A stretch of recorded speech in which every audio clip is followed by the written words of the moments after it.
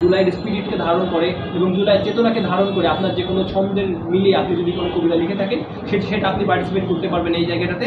এটাতেও 3টা ক্যাটাগরি রয়েছে এবং পরবর্তীতে রয়েছে আমাদের গবেষণা প্রবন্ধ। এই জুলাই বিপ্লবকে কেন্দ্র করে আপনার যদি কোনো তাত্ত্বিক আলোচনা থাকে এবং আপনার যদি কোনো বিশ্লেষণধর্মী লেখা থাকে এবং আপনার মনে হয় যে এই বিশ্লেষণধর্মী লেখাটা সবার কাছে পৌঁছানো দরকার, তাহলে আপনি আপনার সেই গবেষণা প্রবন্ধ আমাদের এই ক্যাটাগরিতে অংশগ্রহণ করতে পারেন। এটার জন্য আসলে কোনো বিভাগ নেই, এটা সকলের জন্যই উন্মুক্ত রয়েছে। যে কোনো শ্রেণী এবং যে কোনো পেশার মানুষ বাংলাদেশের অথবা বাংলাদেশের বাইরে যে কেউ এখান থেকে অংশগ্রহণ করতে পারবে।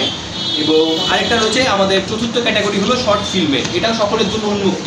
এবং আরেকটা কথা বলি, আমাদের যে গবেষণা প্রবন্ধ এবং শর্ট ফিল্ম এই 2টা ক্যাটাগরিতে শুধুমাত্র এককভাবে না, আপনারা দলগতভাবে অংশগ্রহণ করতে পারবেন। আমাদের উদ্দেশ্য বাংলাদেশের দীর্ঘ সমাজ ও সংস্কৃতির তাত্ত্বিক বিশ্লেষণ এবং তার পাশাপাশি তরুণ প্রজন্মের মধ্যে বিশ্লেষণী সচেতনতা তৈরি করা।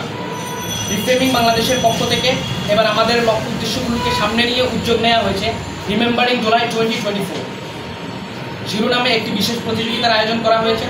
প্রতিযোগিতার উদ্দেশ্য জুলাইকে কেন্দ্র করে ইতিহাসকে পুনর্পাঠে আগ্রহী করা এবং তরুণ প্রজন্মের মাঝে জুলাইয়ের স্মৃতিকে অবিকৃত রাখা। আমাদের প্রতিযোগিতা মোট 5টি ক্ষেত্রকে কেন্দ্র করে আয়োজিত হতে যাচ্ছে।